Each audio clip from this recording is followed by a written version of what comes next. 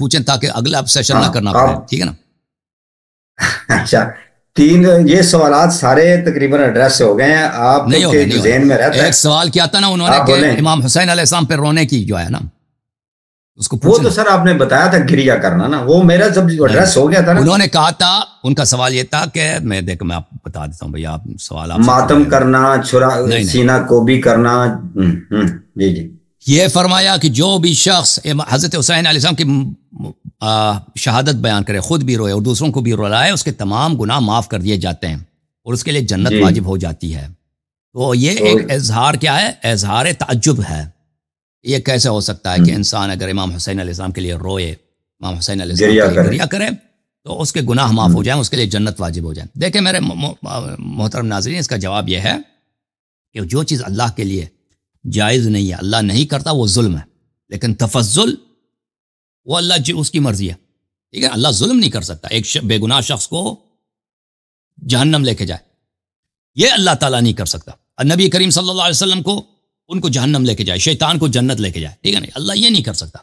لیکن ایک گناہگار کو کسی وجہ سے وہ معاف کر دے، اہل بیت علیہ السلام کی محبت کی وجہ سے، یا کسی اور اس نے والدین کی خدمت کی ہے، بہت گناہ کار آدمی ہے لیکن اس نے والدین کی خدمت کیا، ٹھیک ہے نا؟ وہ معاف کر دے تو اس میں کوئی وہ بڑی بات نہیں ہے. دیکھیں انہوں نے خود، ان لوگوں نے اپنی کتابوں میں روایت کی ہے، ملاحظہ کریں. میں آپ کو کچھ حوالہ جات دکھا دیتا ہوں.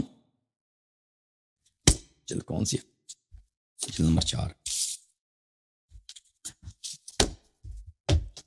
یہ کتاب ہے مسند احمد بن حنبل، چاپ دار احیاء تراث العربی، ٹھیک ہے؟ یہاں پہ صفحہ نمبر 464 ہے، حدیث نمبر ہے 15205. 15205 میں من اکل طعاما، یا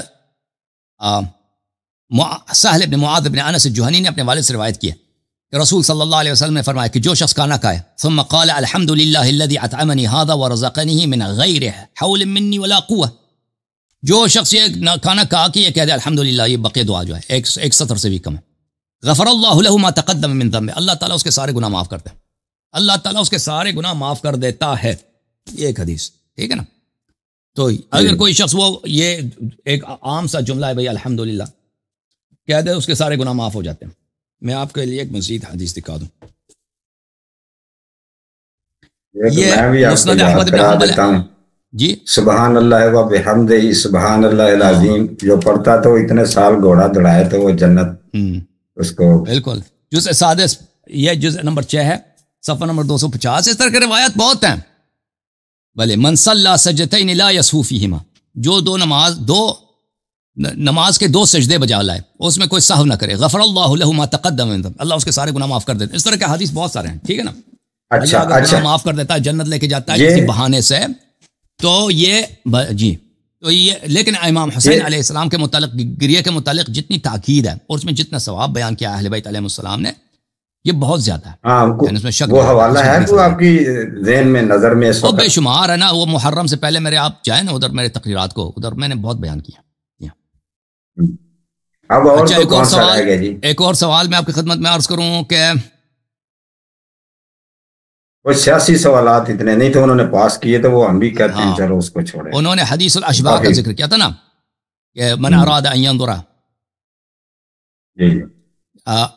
کہ جو آدم علیہ السلام کو دیکھے، کیا لفظ کیا تھا اس کے، میں لفظ اس کو سنا دوں.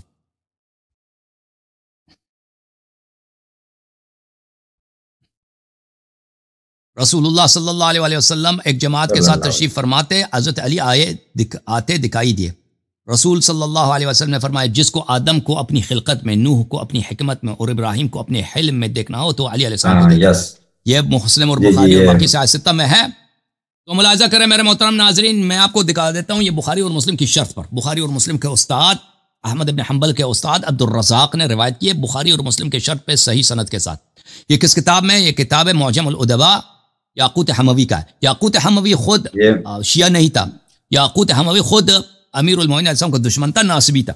یہ کتاب وفیات الاعیان و انباء و ابناء الزمان ابن خلکان کی ہے، جلد نمبر 6. اور یہ ابن خلکان خود بھی ناصبی، مزے کی بات ہے. اچھا، اس نے اس ناصبی یاقوت الحموی کے متعلق اس کے زندگی نامے میں لکھتے ہیں وَكَانَ مُتَعَصِّبًا عَلَى عَلِي بن ابی طالب رضی اللہ عنہ، اور یہ علی بن ابی طالب علیہ السلام کے دشمن تھے.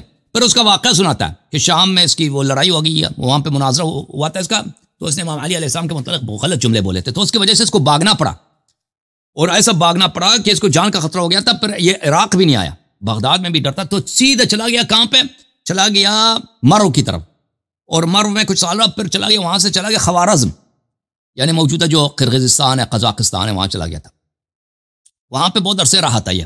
پھر وہاں پہ تاتار نے جب حملہ کیا تھا وہاں پہ بھاگ کے واپس آیا تھا۔ اچھا، اس کی کتاب معجم الادبا، ارشاد العریب فی الی معرفت الادیب، وہ یہ بڑا فاضل آدمی ہے، بہت ہی ادب میں اس کا بڑا ہاتھ ہے، یاقوت الحموی کی جزء اول، یہاں پر صفحہ نمبر 2336 میں محمد ابن احمد ابن عبید اللہ الکاتب المعروف ابن المفجع، ثعلب کا جو ساتھی تھا، اس کے ایک بہت بڑا ادیب ہے، اس کے زندگی نامے کو بیان کرتا ہے اس کے متعلق۔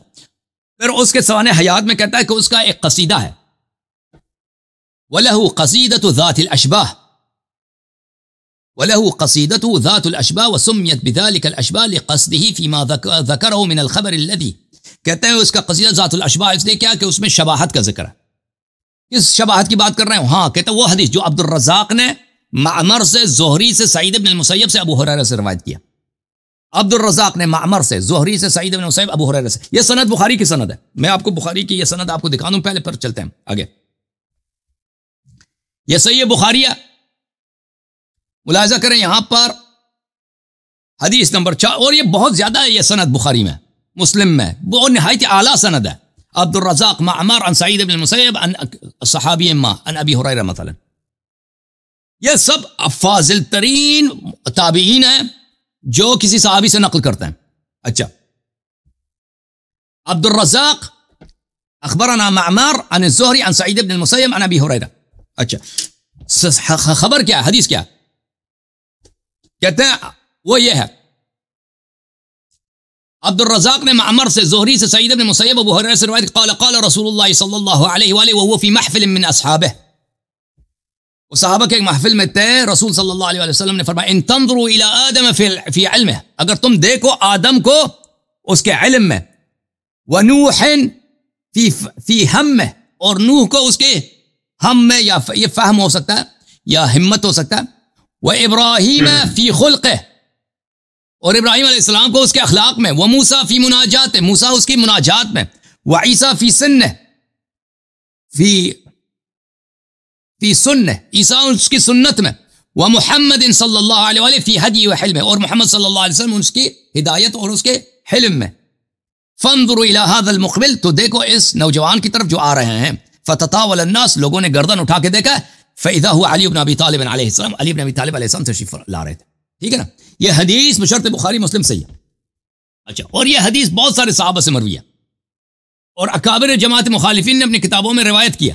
اگر میں چاہوں تو دیکھیں، عبداللہ ابن عباس نے روایت کیا، انس نے روایت کیا، ابو حمران نے روایت کیا، اور بھی ابھی جو ابو ہریرہ، یہ 4 صحابی ہو گئے، ابو ہریرہ، اور بھی بہت سارے صحابہ نے روایت کی، مختلف کتابوں میں یہ حدیث موجود ہے۔ لیکن یہ سند جو میں نے دکھائی، یہ بخاری اور مسلم کی سند ہے، کہ جو صفات انبیاء علیہم الصلوۃ متفرق تھے، ان میں امیر المومنین علیہ السلام میں جمع تھے وہ سب۔ اور اللہ آپ کی خدمت میں عرض کروں، اللہ آپ کو سلامتی دے، رسول صلی اللہ علیہ وسلم کا فرمان علی ان کا نفسی، تو یہ تو ان کے سارے انبیاء پہ برتری کو ثابت کر لیتا ہے، ٹھیک ہے نا۔ اچھا، اور مزید سوال آپ سوچ لیں کون سے سوال آپ کے سے رہ گئے ہیں؟